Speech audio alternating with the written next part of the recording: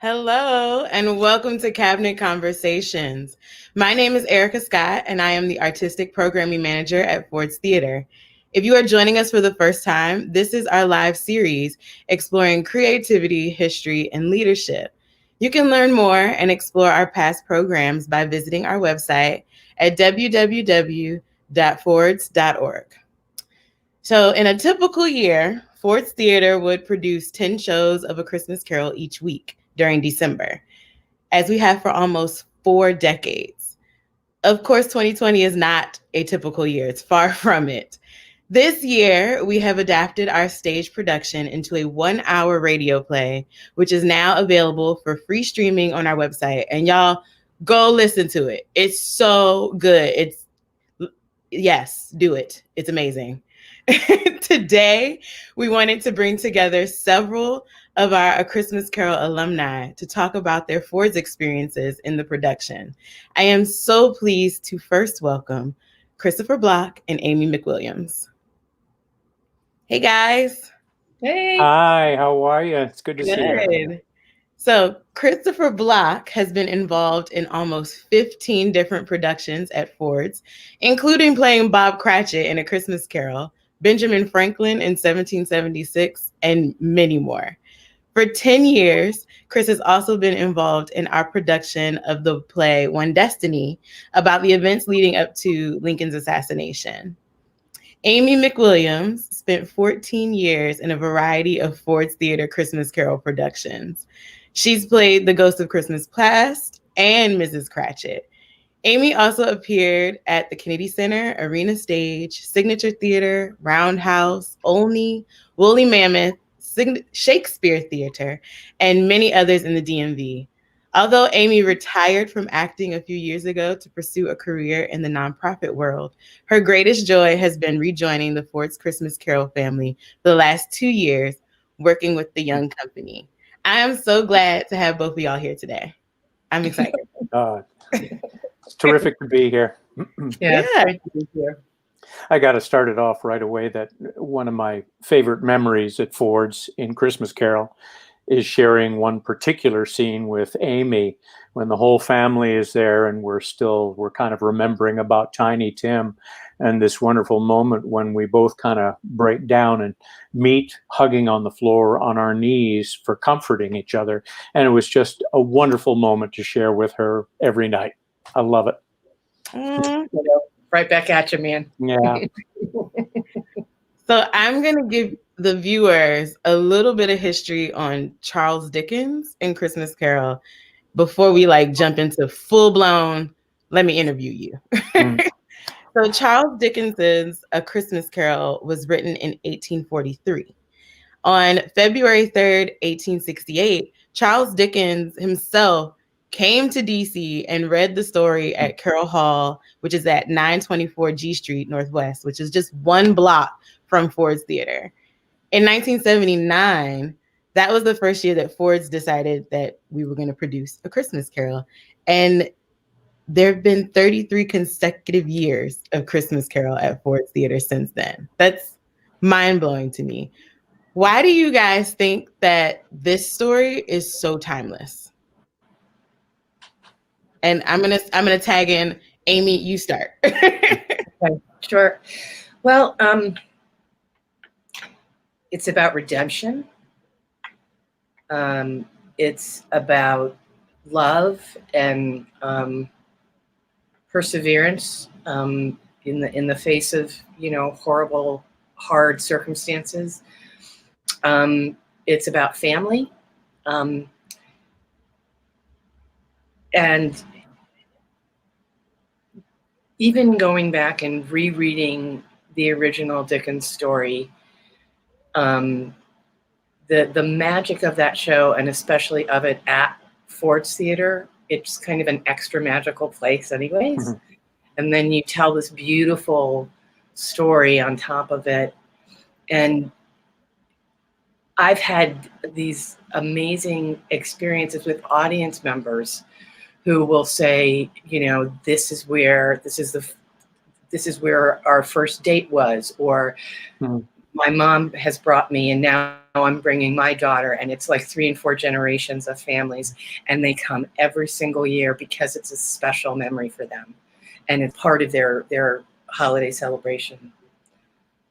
So, Yeah, Chris. I echo that sentiment, particularly about the redemption story. It's such an important part of it. That magic aspect of it being at Ford's, I was thinking about that in the last couple of days, and it seems like they're both of an era. Ford's is of that same era when Christmas Carol was written, in the late 1800s. And the setting of Ford's seems to be you're in the environment of Victorian times, even though it wasn't quite as the same effect it had in the United States as it did in England. But the setting of the story in that space, I think, really gives it an extra charge, because it's such a wonderful little jewel box of a theater, and especially with all the renovation and rehab that's gone on over the years, it's a wonderful place to perform it. Just one quick memory: when we were collecting for charities out in the lobby after the show, some of the reactions echoing what Amy had said about people coming up, and particularly when Amy and I and one of the young actors who was playing Tiny Tim, the Cratchit family was there, and it was just like there was a magic to the unit of us, of the family, and something that really brought people to a wonderful sense of emotion, coming out and putting money in the hats and capes, whatever we had to add to the charities. It was a wonderful experience. That's such a good setup, Chris, for my next question, which is like, how does performing a role, not just a Christmas Carol role, on the Ford stage add to the experience of the show for you? And like, what is different about being on Ford's stage versus other theaters? For me, when I first got to town in 2001, one of the first things I did was a version of Christmas Carol from a previous administration. And I was doing Marley in that. And the presence of the theater and Lincoln's Box is undeniable, even though it really doesn't tie into the story. But when I did 1776 the next year, the presence of Lincoln's Box in the telling of that story is undeniable. And for me, it was such a presence, and I couldn't really let go of it for a while when we were in tech, or the technical week, when we're adding all the other elements, when we've been rehearsing for several weeks and you get on stage and add the lights and costumes and everything. And it felt like such a presence that was a little bit distracting for a while, until you started to get into the rhythm of the show and, could take it as a positive influence on what you're doing on stage. Yeah. Amy, how about you? I've done, besides Christmas Carol, I've done maybe 4 or 5 other productions at Ford's. And to repeat what Chris said about the atmosphere of the theater, another really amazing memory I have from working at Ford's was, oh gosh, now I'm going to forget the name of it. But there's been a number of plays that, because they're very American, which tends to be a lot of what Ford's does, really speaks to people in a way that it wouldn't if you were in another house.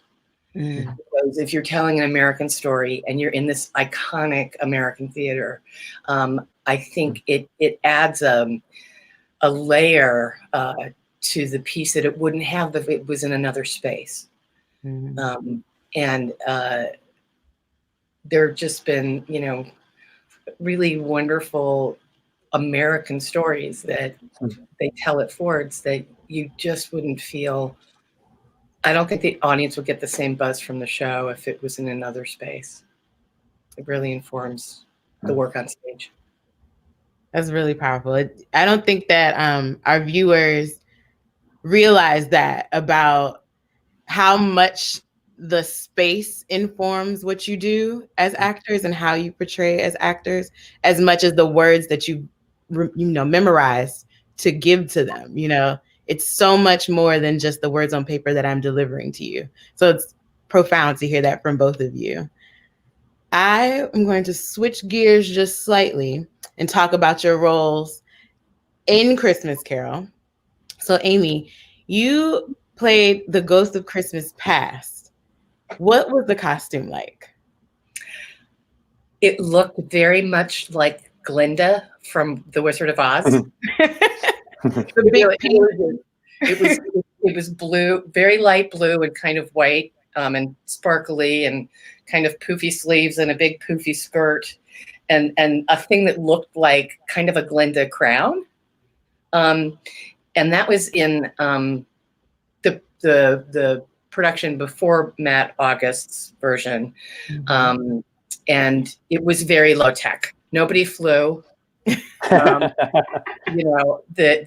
big entrance of the Ghost of Christmas Past, the doors opened into Scrooge's bedroom, and they literally had me on a board that was probably about 8 inches off the ground that they just pushed so it looked like I was floating in. Oh, how cool! But it was manpower shoving me on a board. So I looked. Oh, go ahead.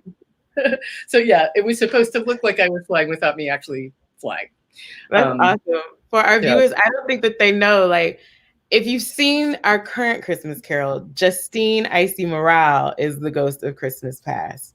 And she comes flying in and it's magic and she makes it snow. And that's not always what it was. To hear that there was still an element of magic, that's fantastic. That's absolutely fantastic. How was it different portraying, like, how did you have to switch gears when you came back and you were now Mrs. Cratchit?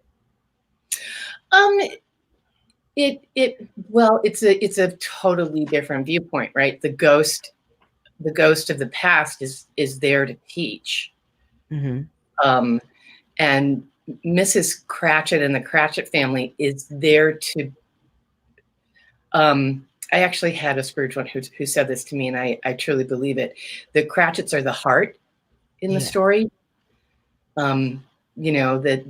So there's a different storytelling that goes along with that because they're the family, they're the beating heart of the story. They're the touchstone for everybody who watches it, because we can all relate. Yeah. Chris, we don't usually see child actors in professional theater. It's usually a special show. And here you were playing 3 children's dad. What was it like working with the young company? It's a delight, partially because the spirit of Christmas is particularly alive in children, and to tell that story with children, brings that to the forefront. And you run across some terrific kids, and particularly, committing to, even though they split up the shows, 10 shows a week, so it's 5 and 5 with the 2 younger casts. I think it's still Holly and Ivy, is it? In any of that play, you mean the 2 casts, they kind of, what's that? We're red and green now. Red and green now. Yeah. Okay, I think it was Holly and Ivy when I was doing it. And you get to know 2 sets of kids as they step in and out of the roles, and you find out the strengths and the particular favorite moments that you have with each one. And it's almost like 2 families, but when you're telling the story, it's obviously the family you're with. But it's a wonderful experience to share that story, particularly with them. I think that this is a great time to introduce our 3 special guests. And as we do, I want to remind our viewers to please share your questions with our guests on our social media outlets so that we can filter them into this show, because we would love to hear from you. And I know that Amy and Chris and these three guys that are coming in next would love to answer your questions. So without further ado, I would like to introduce Madison K. Fields, who portrayed Belinda Cratchit in our stage production during the 2018 and 19 year. Her brother, Matthew Fields, who played our Turkey Boy in 2019, and Noah Chayet, who played Peter Cratchit in 2011. Welcome to all of you. We're so happy to have you. Thanks for having us. Thanks for having us. But at this point, we're going to show some backstage photos as I give a little history on the current adaptation of Christmas Carol at Ford's Theater. So all of you have appeared in the Michael Wilson adaptation of the play, directed by Michael Barron for our stage. We have produced this version each year, each holiday season since 2009. But it's actually the third production of A Christmas Carol that Ford's has produced since the site opened in 1968. So let's show some of these photos for everyone to see. Ooh, yeah.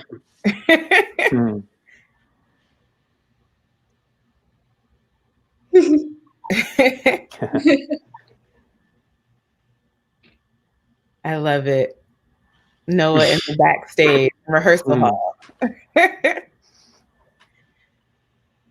That's the Cratchits. Oh, look at you, Chris. I had hair.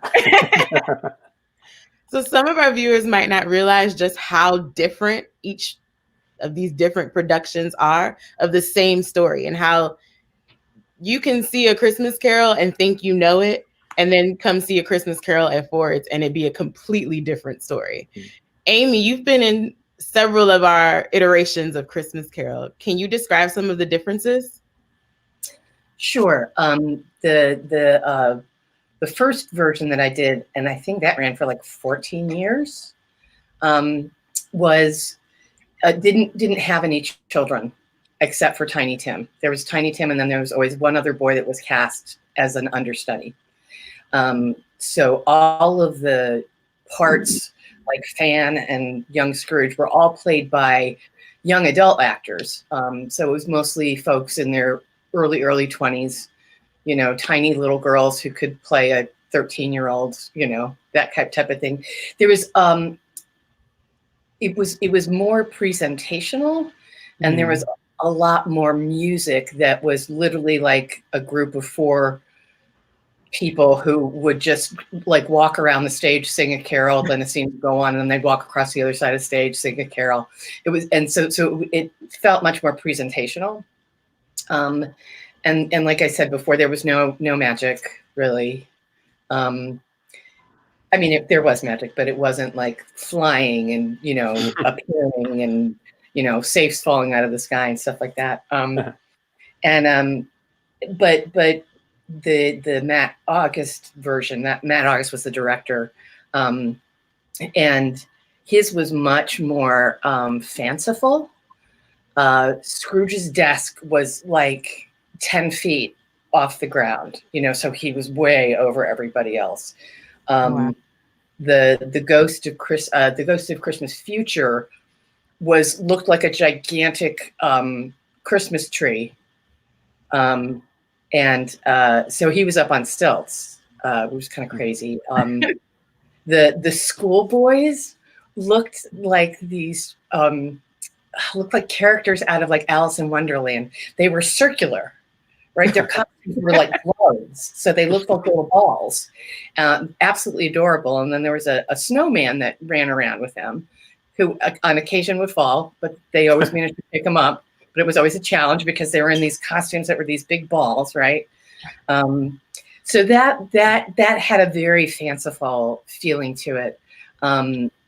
But again, because we had kids, that was a huge jump, I think, for the production. And then Michael Barron's version of it, it has actually a revised text that brings in a lot more of the of Dickens' words and story, and it I think it ups the ante for Scrooge. I think it's a much higher stakes version, which I really like, and the way that the music feels much more organic in it, in terms of how it's incorporated into the story. And I mean, I so loved the fact that I had kids every year, you know. That made just, I distinctly remember being backstage before we went on for our last scene, and you were saying, nobody likes Peter. Peter doesn't get to do anything. Nobody likes him.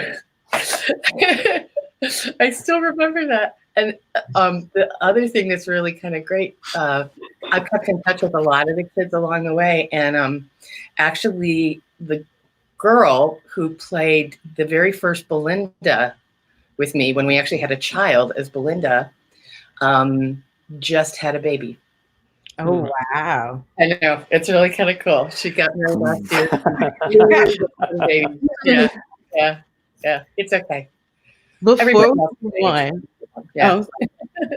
we move on and I start asking you youth cast participant questions, we just got a shout out from Michael Barron. He is watching. Oh. And he said, hey Noah, hey Madison and Matthew, it's great seeing you again. So hey Michael, thanks for watching. Hey, Michael.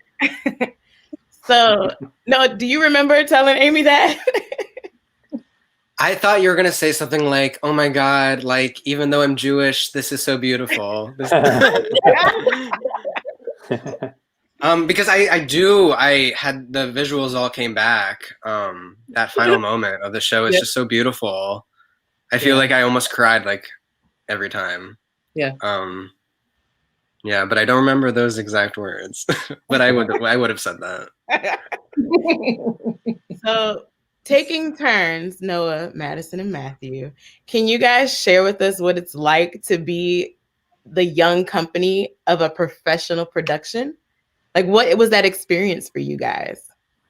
I'm going to random pick Matthew. You go ahead and start us. Okay, well, it was amazing. Fun, amazing, different. Okay. Madison? It was really cool just to be a part of the Young Cast, and it was such an amazing opportunity because you guys didn't have to choose me or pick me. You could have chosen someone else. It was just such an amazing opportunity, and I was so grateful. So, Noah, what about you?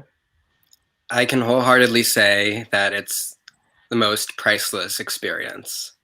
Getting to be a young artist, first of all, but getting to sit like a sponge and absorb the talent of the most incredible actors in Washington, D.C., if not, East Coast world. I was inspired every day getting to work with these people. And obviously, working with the kids was cool too, but I always really loved getting to work with the adults and getting to just, be a part of the same team. Did the show inspire your schooling and your career post ACC and DC Theater, Noah? Yes, I was in A Christmas Carol, but before that I was in Liberty Smith. And I was also part of the Spring Gala at one point, the one where Julie Andrews was there. It was pretty amazing. Yeah. I got to hug her. That's insane. I'm jealous. I always say like my life peaked at 12. I mean, you can't get better than that. No, you can't. You really can't. But yeah, of course, it inspired me. I went on to do theater in high school, and I ended up going to college for theater. I went to Emerson College up in Boston, and that's actually where Paul, the artistic director, Paul Tatro, went. So I always thought that was cool. And yeah, Ford's is always in the back of my mind, everything I learned there. Just the most professional caliber of work, the respect everyone had for each other, the technical aspects of the show were just mind-blowing. I remember just staring up at the rafters, and it's like this theater is absolutely incredible, and it does inform the work for sure. But yeah, I studied theater. I graduated this past May. Thank God.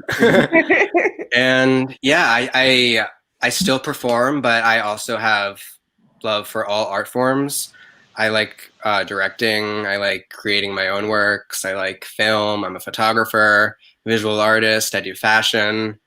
So yeah, I think my exposure to all this amazing theater at a young age shaped who I am completely. Nice. Matthew, Madison, you guys are fresh in the ACC Youth Cast. Can you guys tell us what it was like balancing your schoolwork with rehearsal and actual show times? Because you did 10 shows a week almost. Either one. Yes. Okay, well, I can go first. Yeah. I would have to say it could be when I first started, it was a challenge at first, but once I got used to the practices and just the rehearsals and the shows, then I got the schedule down pat. And then you just have to be able to be flexible because we're both homeschooled, and we were just flexible, and we're more flexible as public and private schoolers. So yeah. Matthew, was it crazy for you? Well, the exact same thing Madison said. And I mean, it was different because we aren't usually doing this, but it was different. We also had schoolwork and all, like you guys said. Different. Was Christmas Carol your first production? Was it your first play? No. No. What had you done before Christmas Carol? So we were already with a theater. It's District Heights Theater in Maryland, Joyful Sounds, and that's what really got us. That's what really started us off in acting and singing, and that's what really actually the lady that is the director over Joyful Sounds asked us if we wanted to audition because she saw an audition for Ford's Theater. She asked me first because I was at the first year, and we were like, yeah, sure. Where is it? When is it? And how do we sign up? And then, I mean, I ended up being it for 2 years, and then Matthew got it in the second year, so we were just grateful.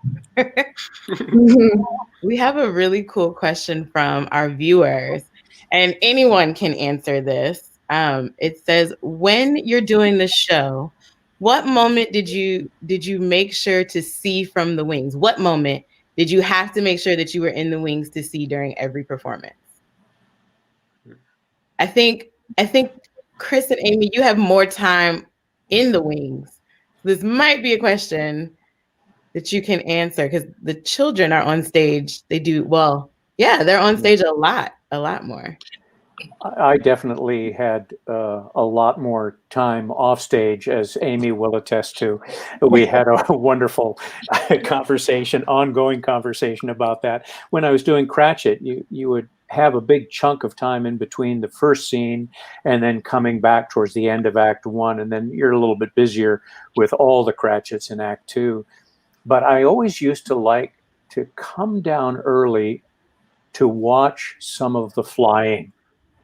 When one of the ghosts was up and you're watching the stagehands do the work of the pulleys, creating that magic, and to see, because the magic of the ghost flying is pretty wonderful from out front, and trying to keep that in mind of what you had seen, from the front of the house, and kind of taking that in context with what these guys and girls backstage are doing, and working it. It's pretty amazing to see that magic happen. Anyone else want to chime in for their favorite time, their favorite moment? I mean, we were in the wings anyways because we were getting ready to make an entrance, but I loved watching Fred and Scrooge, that last moment of Merry Christmas. Yeah. It's just lovely. It's so simple and it's so heartfelt. Yeah. Matthew, I saw your hand. Well, My favorite moment was when the show was about to start. Me and one of the kids cast members, we would have to put on our costume and we would race to put on our costume. So one of us would be the first one to get our mic on, to get our mic checked. And we love getting our mic checked. So yours was less seeing something on stage rather than being mic'd up. That's pretty cool. I have one. Yeah. So we usually didn't have the liberties as the adult cast did to go down and try to see things early because we had a child wrangler that would help us go backstage and so we wouldn't mess up anything because people were flying in the air. So we didn't want to mess up anything. But the times when I did to go on stage and to be backstage to see the stage, it was when the Ghost of the Christmas passed. Justine, when she was flying in the air, we would always wave. And then I just like saying that. We'd be like, "Hi, Justine." And then, yeah, I love that. No, I saw you have a moment of like extreme recollection when she mentioned the child wrangler. Yeah, I love Alex. Oh, yeah. Alex was your child wrangler. Alex Yeah. still at Ford's. We love her. My child wrangler, like the role in general, I always was like, I don't need a wrangler. But yeah, no, that's important. I was also remembering, this isn't necessarily a favorite moment, but the part Felicia Curry played. She was the one that flew, right? Yeah, she was. It was the one that was a little scary. I just remember like being off stage and like seeing the costume just like hanging. And it's a very scary memory, but that's the one that came back to me. I was like, what is going on? The Ghost of Christmas Future in the current production looks like a Dementor from Harry Potter. It's terrifying. It is terrifying. I remember being like, wait, this is for kids? And it lives in the wings. What exactly. I don't know is that our backstage is so small that for Christmas Carol, all the things that you see that are magical that come on stage, we literally fly them up and they hang above our heads until it's time for them to come on stage. So Dementor, that's a great visual. It's just kind of like looking at it. It's so scary. Yeah. And after Scrooge's desk is not used anymore, it too flies up, and there's this monster thing hanging above you, and you just don't get used to it. At least I don't. No, it is terrifying. The bed, everything, all these heavy objects are just dangling feet above our heads. It's insane. I am going to switch gears a little bit again. And we're going to, we can't talk about Christmas Carol without acknowledging that we're in a pandemic and that Christmas Carol at Ford's is very different this year. At the top of the show, I mentioned that we took the show that you all have been in and made it a radio play for people to listen to. And while that is fantastic, and again, viewers, listen to it. It's amazing. While that's great, there's still a big hole in all of our hearts for not being on stage right now. And as performers, we're all itching to get back to doing what we do best. So I'm going to start with Noah. What do you miss most about being able to be free in the world and perform and create how we know how to? Yeah. It's been hard. Because I'm a people person, and when I'm not around people, it's almost like you're the robot that kind of shuts down. So the pandemic was really hard for me, especially just getting out of college. But I miss the cast and crew bonding. That's the best part about theater for me, is how close you get, and you're just not really able to be physically close with people right now. And just the component of theater where it's these people from all over gathering to breathe together. And one of my theater teachers mentioned this to me once. It was like how with theater, there's studies and science that shows how the audience actually starts to breathe in sync with each other as the show progresses. And I just think that describes the pure gift of theater. That being said, my job right now, I was lucky enough to have a job right now. I'm living in Brooklyn, and I'm a costume production assistant on the HBO reboot of Gossip Girl. Wow. So I'm able to work with my sister, who's my boss. Shout out to you, Erin. So I'm actually working right now in the arts. It's not theater, but it's TV, and it's crazy in a pandemic. Yeah. I mean, we wear masks 13, 14 hours a day. You know, there's zones to it. It's a whole process, and creating art is already stressful. But having all these risks on top of it, you know, it's hard, but the fact that it's still happening, and who knows what's going to happen within the next few months, I'm feeling very optimistic. Yeah, so it's been tough, but I know once things get better, it's going to be a renaissance of new amazing art. I hear that. Yeah. Matthew, Madison, what do you guys miss? You can go first. Okay. I miss the youth cast, the adult cast, the people, and I miss the people. I miss the show. I miss everything. Everything. Oh, It's hard not being able to, not seeing everyone again. yeah. Hard. Well, I miss the people, the audience. Like it's something different about the audience and your stage presence. When there's an audience, you know you feel comfortable and just having different audiences. You know, it's a different vibe too. I miss the people, the backstage crew. Those are one of my favorite people. Like I love the backstage crew. Backstage cast, just meeting new people every year. And yeah, miss it and miss going to donor parties. And, I love going to donor parties. Yeah. I forgot about that. That was really cool. The donor parties are pretty fun. They are. And having to sign people's, you know, books and different and having your autographs. And I just miss all the interactions with people. Like Noah said, you feel like a robot that's just been powered down. Yeah. Chris, Amy, do you guys want to add? Just to piggyback a little bit on what Noah and Madison and Matthew were saying, it's the people, but for me, it's a slight twist.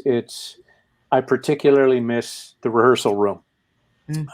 When everything is created, when you get into the run of the show, you find your rhythms and you find your spots when you can maybe have time with other people, but most of the time you're too busy doing the show, even though it's a fun one to do. You just kind of get in that rhythm. And in the rehearsal room, you have that chance to not just talk to people and find out about them, but watch people work, which is one of my favorite things to do, just watching what people do. Whether it's very young people starting off on something and you see this wonderful talent starting to blossom a little bit, or people that you've worked with many times, like I have with Amy, and you have this kind of comfort level with them, that is shorthand, where you kind of know how to communicate within your characters, but you're still discovering new stuff all the time. And that's one of the parts that I miss most, is being in the room. It again, like what everybody else has said, it's the people, and my heart has just been, you know, my heart just breaks for all of my buddies who rely almost exclusively on theater for their livelihood. I know it's just got to be so hard right now on so many different levels. I'm grateful for my nonprofit work, and I feel like we're doing important things, and so I'm glad I have this outlet to give back. But it's really the people. Like all of my best friends are actors, so I just miss them, you know. And I miss that they're not able to create now. You know. Yeah. It's interesting that, Chris, you mentioned it earlier about the charity, and Amy, you talk about the giving back in a slightly different way right now. What many who have come to Ford's to see Christmas Carol each year are accustomed to is that we usually pick a charity and we raise funds and we send you guys out in your costumes with hats and buckets to, spread the message of cheer and community through charity, in real time. And last year, or actually over the years, we've raised more than $919,988 between the years 2009 to 2019. That's quite a bit that we've given back to charity. And it's hard for us to be in a position during the pandemic where we can't do that in the same way. And one of our viewers actually asked if you guys could share a little bit about the giving back to the community through charity each year and what it's like to live in real time a Christmas Carol message of taking care of others and providing charity for all. What is that like for you guys to spread that message on stage, but actually live it throughout the run? Well, I can go ahead. Well, I think they rotate out the kids that get to go and do it each time, and everyone always wanted to do it. It was like a fight over who got to. So that just is a testament to how amazing it was, and it really was the honey of the whole experience, because you get to talk to the audience that just saw this show. And it's actually Christmas time, so it makes the show feel real. It brings it off the stage into the audience. And I think it's a important thank you to the audience for coming, but also it's a way for them to, thank for the experience and continue to pay it forward. And I wish we could do that right now with everything happening. Yeah. I actually have a really great, and Madison, Matthew, I don't know if it was your cast that was the ones collecting. One of my favorite personal memories from last year being a youth director with Amy was standing in the lobby after the show while the cast was doing the ask. And this one particular family came through and was so touched by the act of charity and the show and getting to see everybody up close. They hugged every single person. And as the kids were coming back, each one of them were like, Miss Erica, this was the best thing ever. I've never felt that. And that's a lesson that you hope that you can give to the next generation. And so to be witness to it was so fantastic. Like, look at what this small act can do and what great joy that this small act can spread. That's one of my personal favorites, and it's directly linked to our charity with Ford's and Christmas Carol, and I love it. I think it's really so important that what the cast does in terms of giving of their time to do this for a local organization. So we're touching the lives of our community. Which I think is so important. It's not just about the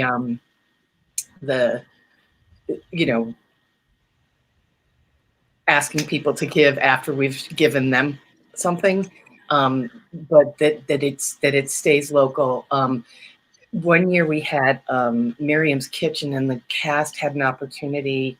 I think there are probably 6 or 7 of us that actually went to Miriam's Kitchen and helped them do food prep in between shows and actually do a serve food as well. So that kind of experience, you can't, how do you top that? You get to do this amazing show and then, collect for an organization where the money that's collected can make a big difference in their overall year, right? Because these are not big, huge charitable organizations. They're all small, locally based charities that we collect for, and that I think was the coolest part of it to me. So we are approaching our close, and I am sad because I don't want it to end. I love spending this time with you guys. I asked everyone to think of their favorite moment, and we've heard a few moments from Chris and some from Amy, but Noah, Matthew, Madison, do you guys have a favorite moment of your run for Christmas Carol? Go ahead, Matthew. You're ready. Well, I like the charity, giving charity, because every day I pray for the homeless, and just to give charity and giving money to them, it feels really amazing that I'm doing that, because collecting money. So, Very good. great. Madison, you have one? Yes, I have a favorite. My favorite time memory backstage is when I made this jingle. So there's a scene called Wassail, and sometimes we would forget our cheer, like the girls of the red team. Sometimes we would forget our cheer, and our cheer is basically a flower or a bird that we would put on for that scene to lighten up the scene for the Ghost of Christmas Present. And I made a jingle, Remember Your Cheer. It's remember your cheer. I cannot forget my cheer and my cheer. And like now everybody, we all joke about that. And every time we email each other, we're like hashtag remember your cheer. So it's just like our memory. That is awesome. Noah? I have so many favorite memories. I don't know if I could pick one, but I guess one of my favorite parts just about the show and being a Jewish person is that all these songs that everyone had known like their whole life, was just learning. So I became the biggest Christmas music stan. And so thanks Christmas Carol for that. That's wonderful. I Yeah. love that. I love it. Chris, Amy, do you have other favorites right before we have to go? I think just piggybacking on the charity aspect of it, of the looks when we would get off stage, we're collecting for people from heartfelt thanks for the show and what we were doing as they're putting money in the hat, to little children being raised up to put some money in the hat with their eyes as big as saucers because they're seeing you up close and personal, to the looks on the people from the charity when they receive that big check at the end of the run. And most of the time their heart is so joyous, but they're just in shock about what it could mean to them. So it was some wonderful memories too. Yeah. I will say, although this was never occurred on stage, one of my favorite memories of Christmas Carol is delivering presents as the cranky elf. Yes. You do have to tell a little bit more, Amy. So we do, like many shows during the holiday season, they do a whole Secret Santa thing. Mm-hmm. And there is Secret Santa for the adult cast and then Secret Santa for the children's cast. And so one year I wasn't playing, and I'm not sure where she came from, but I basically developed a character who had really janky wings and a weird little antlers with bells on them and like birds that looked like they were dead hanging off of them. And, so I would deliver presents, and she walks really loudly and she bangs really loudly on the dressing room door. And then she goes in and she throws the present at whoever's the recipient and says Merry Christmas and leaves. And I did it for years and years and years. But I passed the mantle along, and I'm not sure if anybody picked it up, but in conjunction with the cranky elf, there was also the nice elf, who was actually Felicia Curry when she was doing Christmas Past. And she would sing, and she had pretty white wings and a little tiara, and she would sing pretty songs, and then she would gently deliver the presents. And we started traveling together to deliver presents. So you got a twofer. You got a nice elf, but you got the cranky elf.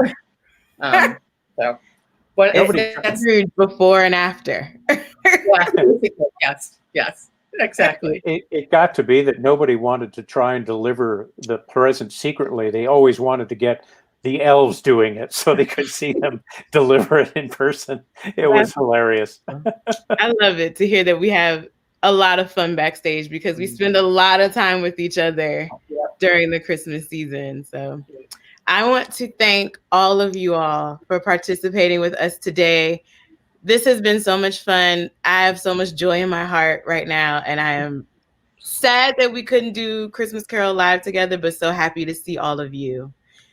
We hope that you at home enjoyed our conversation, and we will continue to respond to your Facebook and Twitter comments and questions that we didn't get to today in the live.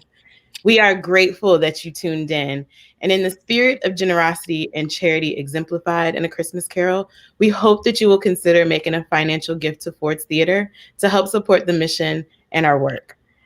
You can do so at fords.org/donate. We hope that you will join us in the new year for more cabinet conversations. Until then, stay safe and be well, and have a happy holiday season and a happy new year. See you next time. Happy holidays. Happy holidays. Holidays. Merry Christmas.